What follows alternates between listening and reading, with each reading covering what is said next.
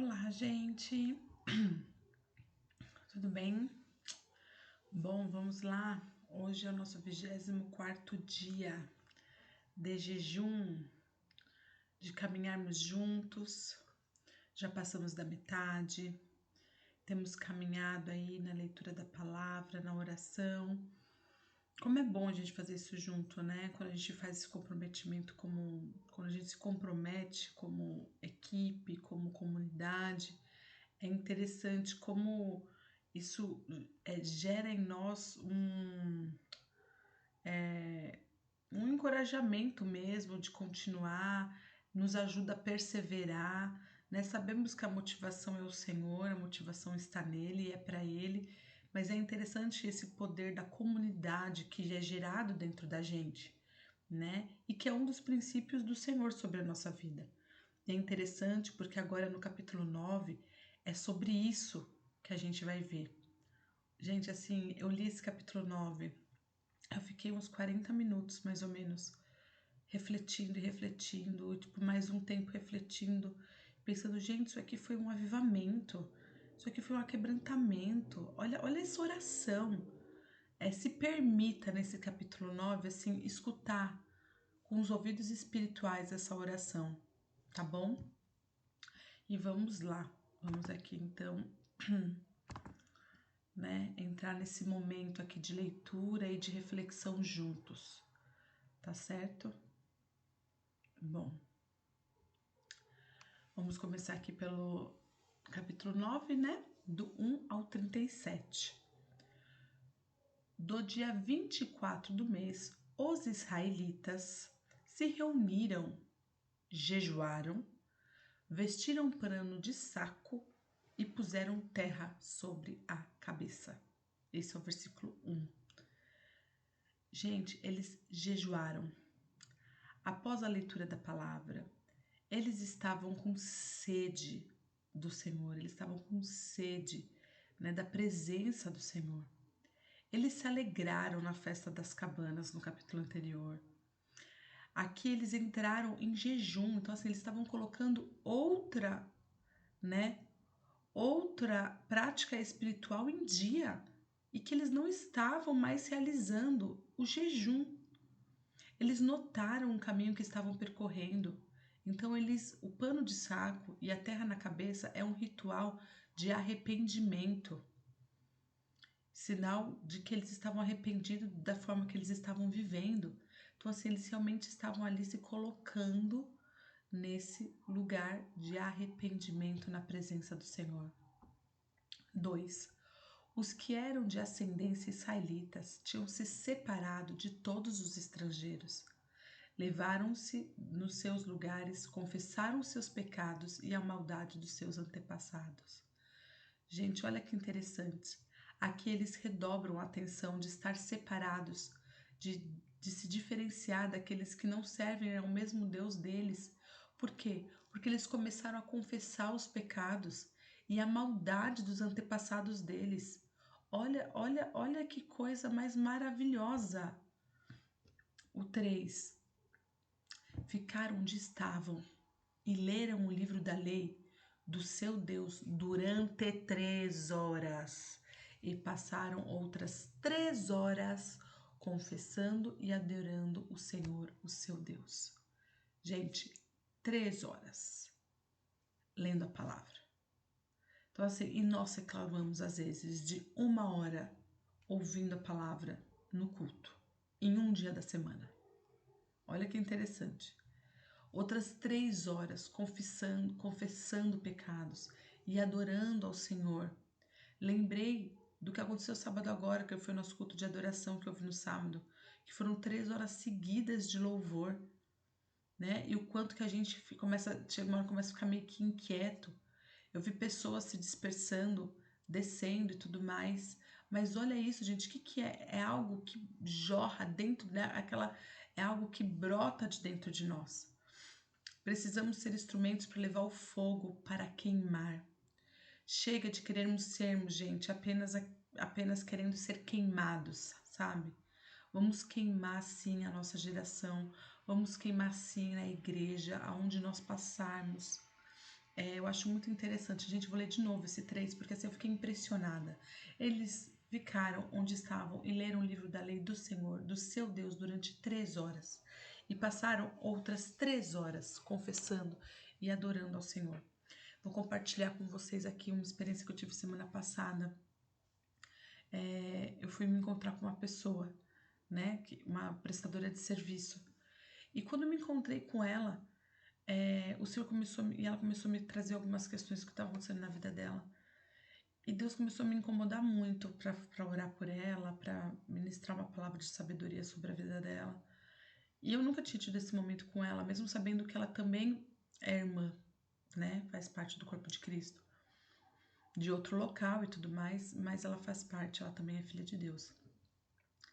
E aí naquele local, naquele lugar do trabalho dela, eu peguei e falei, posso orar por você? A gente fazia tanto tempo, assim, num lugar inusitado, num lugar totalmente fora de contexto. Mas a presença de Deus estava assim, invadindo meu coração, invadindo a minha mente, o Espírito Santo estava assim, sabe, fala, fala, fala, fala. E eu assim, fala, fala, fala. Isso queimando dentro de mim. Então, assim, o quanto que nós temos deixado a palavra queimar no nosso coração, para quando a gente sair das quatro paredes da nossa casa, da nossa igreja, a gente queimar as pessoas que estão à nossa volta. Sabe, a gente queimar as pessoas que chegarem dentro da igreja, a gente queimar, né? E não apenas nós pensarmos apenas em nós querermos queimar. E não.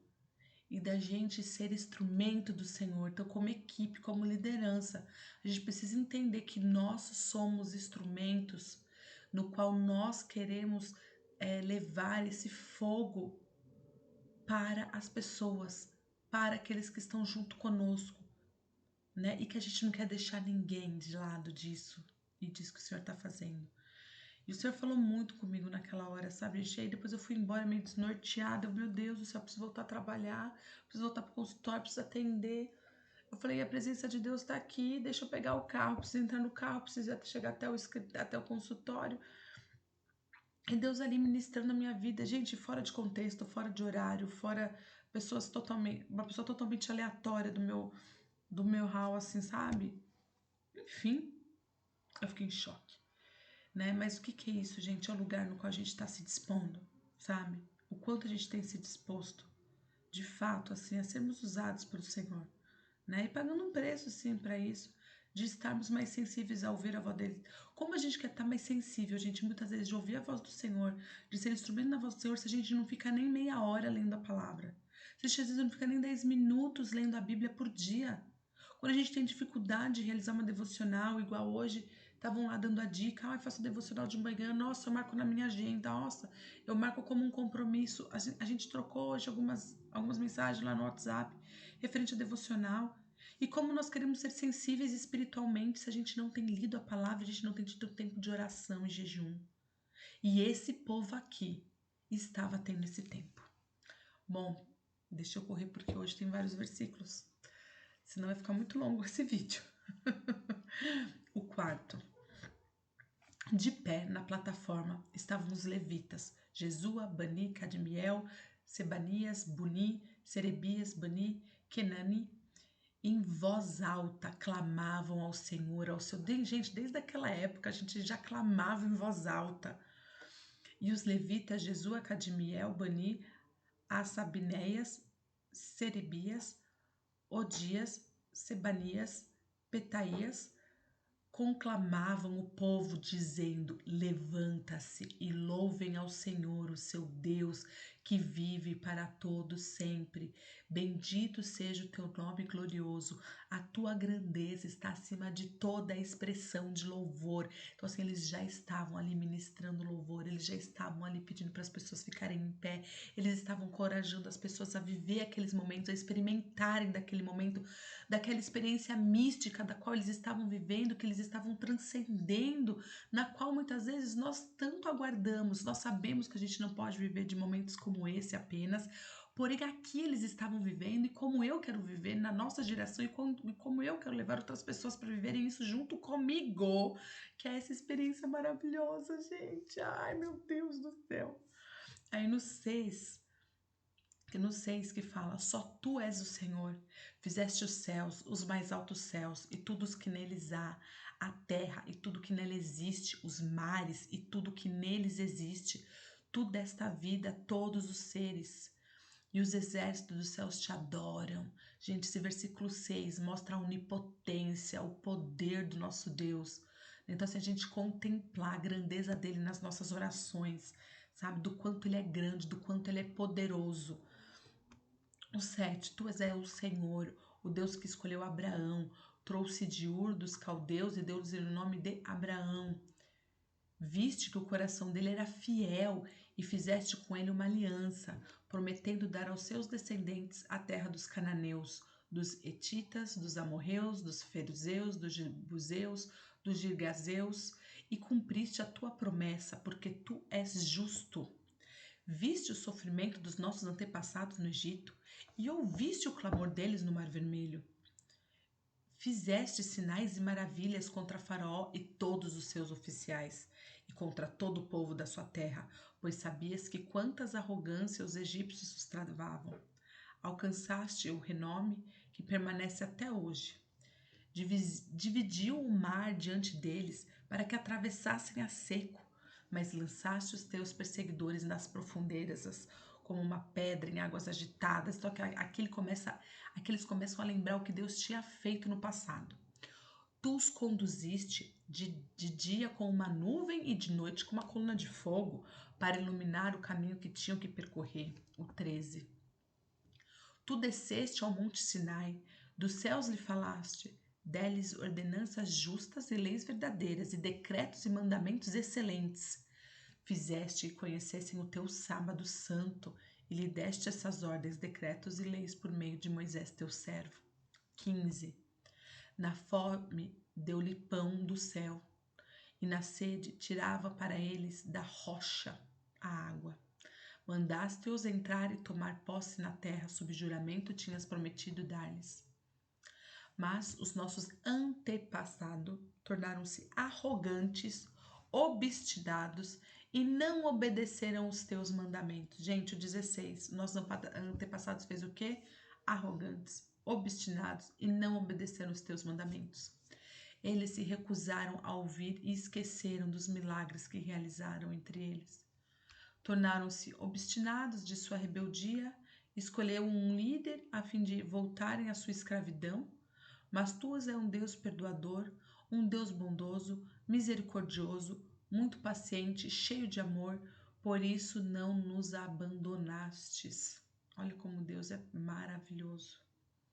Mesmo quando fugiram para si um ídolo de forma de bezerro, e disseram, este é o seu Deus que os tirou do Egito. Gente, eles falavam isso lá para o bezerro de ouro. Ou quando proferiram blasfêmias terríveis. Foi por sua grande compaixão que não nos abandonaste no deserto. De dia a nuvem não deixava de guiá-los em seu caminho, nem de noite a coluna de fogo deixava de brilhar sobre o caminho que deviam percorrer. Deste o teu bom espírito para instruí-los. Não retivestes o teu maná que os alimentava, e deste-lhes água para matar a sede. Durante 40 anos tu sustentaste no deserto, nada lhes faltou. As roupas deles não se gastaram, nem dos seus pés ficaram inchados. Deste-lhes reinos e nações, cuja terra repartiste entre eles. Eles conquistaram a terra de Sion, rei de Esbom, terra de Ongue, rei de Bazar. Tornaste os teus filhos tão numerosos como as estrelas dos céus, e os trouxeste para entrar e possuir a terra que prometeste aos seus antepassados. Seus filhos entraram e tomaram posse da terra. Tu subjugaste diante deles os cananeus que viviam na terra, e os entregaste nas suas mãos com os teus reis, com os povos daquela terra que os tratassem como bem quisesse. Conquistaram cidades fortificadas de terra fértil, possuíram-se casas cheias de bens, poços já escavados, vinhas, olívias e muitas árvores frutíferas. Comeram até saciar-se e foram bem alimentados. eles desfrutaram da tua grande bondade. Aqui só falando sobre a bondade, sobre o milagre, sobre o que o Senhor fez. Aí o 11, gente, de novo, segunda vez que está citando aqui nesse texto. Mas foram desobedientes e se rebelaram contra ti. Deram as costas para a tua lei, mataram os teus profetas, os que tinham advertido que se voltassem para ti, e te fizeram ofensas detestáveis. Por isso tu integraste nas mãos dos seus inimigos que os oprimiram, mas quando foram oprimidos, o que eles fazem? O que a gente faz quando a gente é oprimido? Clamaram a ti. Dos céus tu os ouviste, da tua grande compaixão, deles libertadores, que os livraram das mãos dos seus inimigos. Mas, tão logo voltaram a ter paz de novo, faziam tu reprovas, então abandonavas as mãos dos seus inimigos para que dominassem sobre eles. E quando novamente clamavam a ti, dos céus ouvias, e da tua compaixão os livrastes após vez após vez, o Senhor livrava eles. O 29. Tu os advertiste que voltassem à tua lei, mas eles se tornaram arrogantes e desobedeceram aos teus mandamentos. Pecaram contra as tuas ordenanças, novamente, terceira vez falando sobre isso, pelas quais o homem vive e lhes obedece. Com teimosia te deram as costas, tornaram-se obstinados e recusaram-se a ouvir-te. A gente quase não vive isso hoje em dia, né, gente? E durante muitos anos foste paciente com eles, mediante o teu espírito os adverteste por meio dos teus profetas, contudo não te deram atenção, de modo que entregasse nas mãos povos vizinhos. Graças, porém, à tua grande misericórdia, não os destruísse nem os abandonaste, pois Deus bondoso e misericordioso. Agora, portanto, nosso Deus, o Deus grande, poderoso, temível, fiel à tua aliança e misericordioso, não fiques indiferente a toda a aflição que veio sobre nós, sobre os nossos reis, nossos líderes, sobre os nossos sacerdotes, profetas, sobre nossos antepassados, todo o teu povo, desde o dia dos reis de Assíria até hoje. Deus é grande e poderoso, gente, e misericordioso. Ele não fica indiferente à nossa aflição. 33. Em tudo o que nos aconteceu foste justo, agiste com lealdade, mesmo quando somos infiéis. Gente, eu e você, a nossa geração pode ser infiel, mas o Senhor continua sendo fiel. Em tudo que nos aconteceu foste justo, agiste com lealdade, mesmo quando fomos infiéis. Nossos reis, nossos líderes, nossos sacerdotes, nossos antepassados não seguiram a tua lei. Gente, é a quinta vez. Não deram atenção aos teus mandamentos, nem às advertências que lhe fizeste. 35. Tá acabando. Mesmo quando estavam no reino deles, desfrutando da tua grande bondade na terra espaçosa e fértil que lhe deste, eles não te serviram, nem abandonaram os seus maus caminhos. Olha que interessante, gente. O Senhor pegou e deu assim, ó. Tá aqui, né? Porém, mesmo assim, eles estavam desfrutando de tudo aquilo, mas mesmo assim eles não serviram. Pois é, né? E não abandonaram os maus caminhos. O 36. Vê, porém, que hoje somos escravos, escravos na terra deste aos nossos antepassados, para que usufruíssem dos seus frutos e das outras coisas boas que ela produz. 37, último versículo.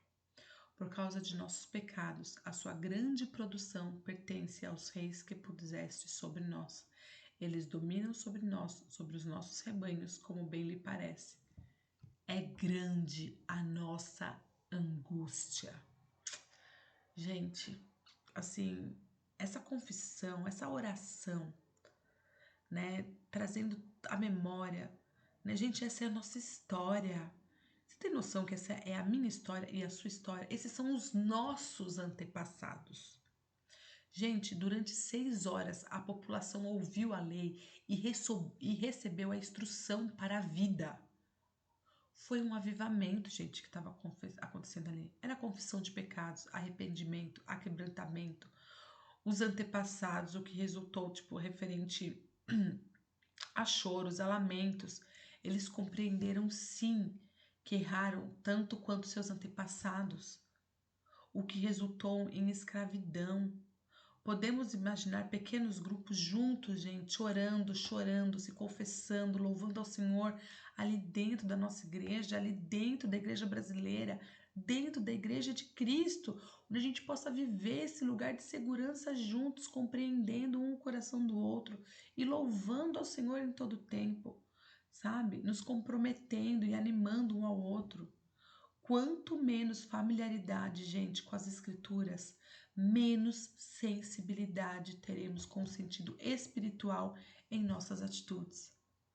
Nos expondo à palavra, seremos iluminados a uma sensibilidade, a uma consciência sensível, que pode florescer com o poder de nos reorganizar internamente, sabe? Havendo mudanças até nos nossos padrões mentais, como diz em Romanos 12, né, para a gente ter a mente de Cristo, e que a gente só tem essa mente de Cristo a partir do momento que nós nascemos de novo, que a gente nasce com Cristo.